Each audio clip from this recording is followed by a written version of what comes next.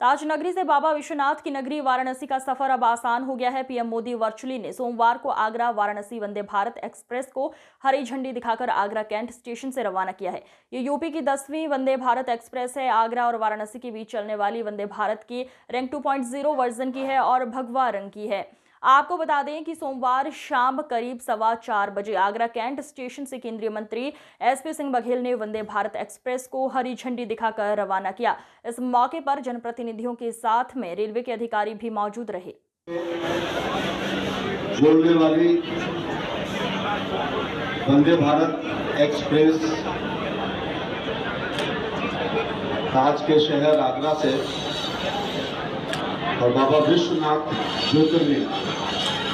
के शहर काशी को धार्मिक और ऐतिहासिक पर्यटकों को जोड़ने वाली इस शानदार वंदे भारत ट्रेन के आज के उद्घाटन समारोह में पंजाब के बड़े नेता स्वर्गीय बीरेंद्र सिंह जी के पुत्र, मेरे साथ लोकसभा में कई बार साथ में काम करने वाले रेल राज्य मंत्री और मुझे लगता है 1-2 विभाग और हैं, खाद्य प्रसंस्करण और उसकी भी बात हम करेंगे। ये आगरा जिला जितना ताजमहल के लिए जाना जाता है उससे ज्यादा आलू के लिए जाना जाता है। आलू के लिए, आलू उत्पादन के लिए पूरे उत्तर प्रदेश में जितने कोल्ड स्टोरेज हैं उसका 70% केवल आगरा जिले में। इसलिए खाद्य प्रसंस्करण के लिए भी हम आपसे सहायता मांगेंगे। भाई रविंद्र सिंह, जिनको इनके मूल नाम से कम जानते हैं, बिट्टू नाम से ज्यादा जानते हैं, बिट्टू भाई, जिस जगह ये कार्यक्रम हो रहा है आगरा कैंट के लोकप्रिय विधायक पूर्व राज्य मंत्री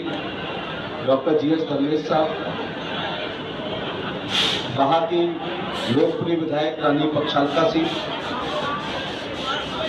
फतेहपुर सीकरी के लोकप्रिय विधायक चौधरी बाबूलाल जी, बाकी जैसे जो चीज जो हो गई वो तो हो गई। जब देश के प्रधानमंत्री नरेंद्र मोदी जी बने, उन्होंने 14 से 19 अलग चीजें की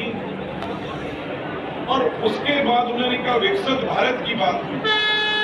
2047 की बात की। अगर हमें 5वें नंबर से 30वें नंबर पे जाना है उसकी बात की, तो अगर दुनिया में वर्ल्ड क्लास आम आदमी जो एंड पे आखिरी छोर पे खड़ा, उसके लिए भी कोई कमी नहीं है। अमृत भारत चल रही है और जो बिल्कुल उसमें जनरल क्लास, थर्ड स्लीपर जो अमृत भारत ट्रेन है, वो भी आपको अगले 6 महीने के अंदर 50 से ज्यादा ट्रेन है वो रेलवे की तरफ से आप ट्रैक पे दौड़ते दिखेगी, जिसमें बिल्कुल जनरल क्लासेस होंगी। आप इसमें ट्रैवल करेंगे जिसका बहुत कम किराया होगा। उसके बाद हम वंदे मेट्रो लेके आ रहे हैं। वंदे मेट्रो जो है मेट्रो शहरों में चलेगी और वंदे मेट्रो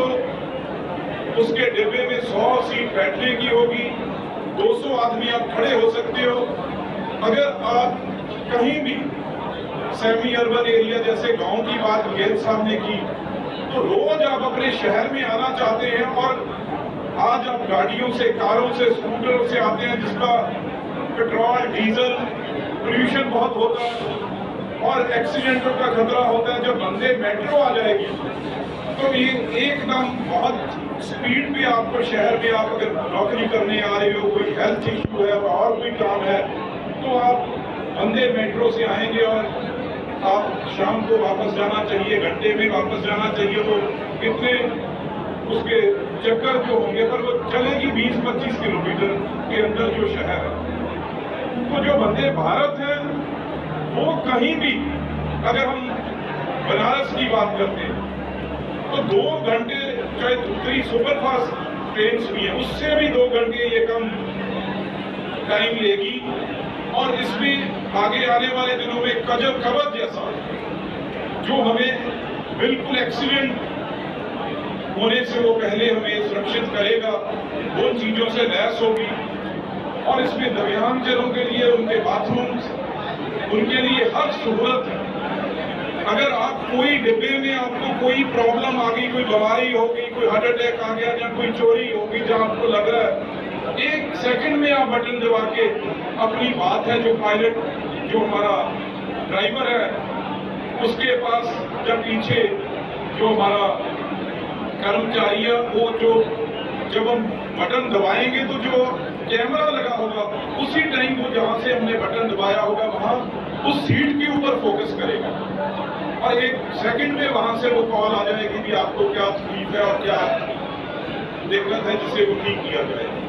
ऐसी चीजें ये हर टाइम प्रधानमंत्री जी और अश्विनी वैष्णव जी हमारे मंत्री लगातार सोच रहे हैं। और अखीर में जो चीजें कही हैं हमारे MP साहब, हमारे MLA साहबान,